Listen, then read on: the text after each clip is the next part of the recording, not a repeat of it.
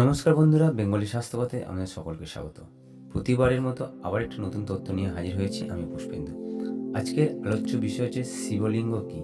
কারণ সামনে শিবরাত্রি, আর দেখবেন আমাদের হিন্দু সনাতনীরা অনেকেই জানে না যে এই শিবলিঙ্গ শব্দের অর্থটা আসলে কী। বেধর্মী যারা আছে তারা তো আমাদের এই শিবলিঙ্গ কথাটা নিয়ে বিভিন্ন রকমভাবে বিকৃতিভাবে আলোচনা করে, কিন্তু সেই আলোচনার মধ্যেও সামিল থাকে কিন্তু অনেক হিন্দু সনাতনীরা। কারণ তারা হচ্ছে এই শব্দটির অর্থ না জেনেই আমাদের হিন্দু সনাতনী হয়েও আমাদের ধর্মটাকে কুৎসিত বা নোংরা দিকে ঠেলে দেয়।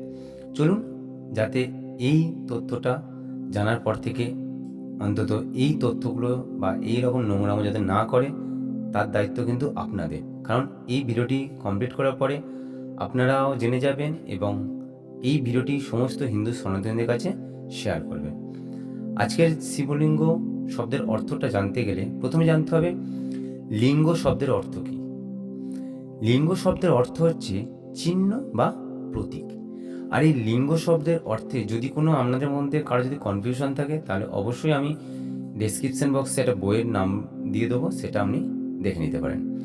শিবপুরাণে দেখবেন ৮ম নম্বর অধ্যায়ে আছে শিব ব্রহ্মরূপ হওয়ায় তাকে নিষ্কল অর্থাৎ নিরাকার বলা হয়।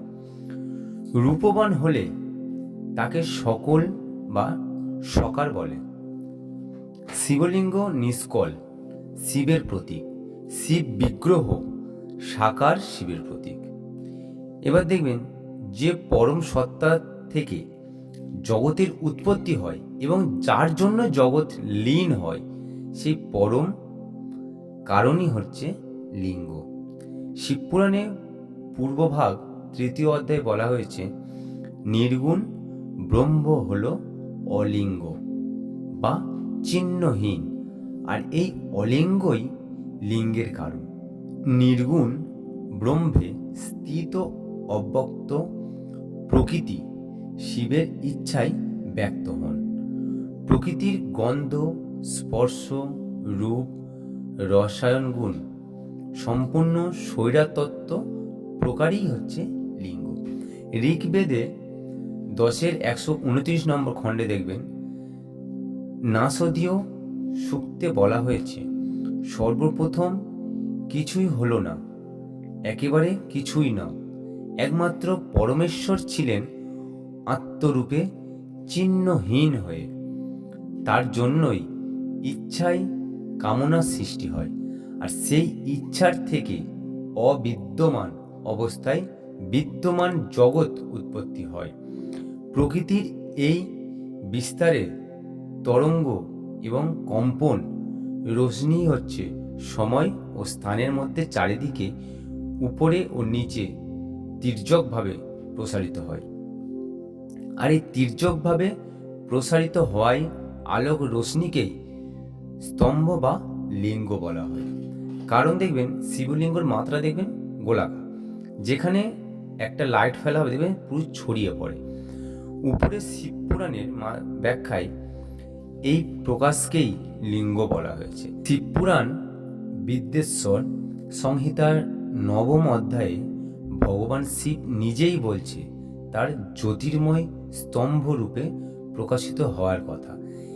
এই একই অধ্যায়ে ভগবান শিব কর্তৃক বলা হয়েছে প্রথমে আমার নিষ্কল লিঙ্গ প্রকটিত হয়েছিল, তারপর ঈশ্বর তত্ত্ব সাক্ষাৎকার করানোর উদ্দেশ্যে আমি সকল রূপে প্রকাশমান হই।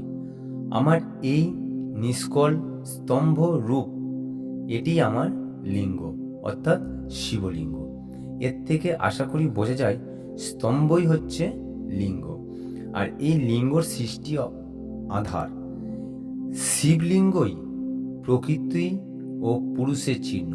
শিবলিঙ্গকে অব্যক্ত লিঙ্গ বলা হয়, কারণ লিঙ্গ নিরাকার ব্রহ্মের চিহ্ন।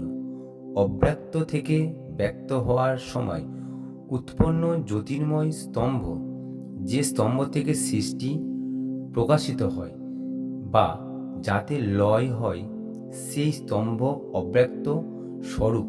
তা থেকেই বা তা হতেই সৃষ্টি ব্যক্ত হয়, তাই অব্যক্ত লিঙ্গই বলা হয়। শিবলিঙ্গের নিচে দেখবেন বেদী বা আকৃতির অংশটা হচ্ছে কি, এর আকৃতির অংশটা কি। শিবপুরাণে ৭৪ অধ্যায়ে বলা হয়েছে, লিঙ্গের মূলে ব্রহ্মার অংশ, মধ্যে ত্রিভুবনের বিষ্ণু, গৌরীপট্ট, লিঙ্গবেদী, ত্রিগুণাথী মহাদেবী অম্বিকার প্রতীক।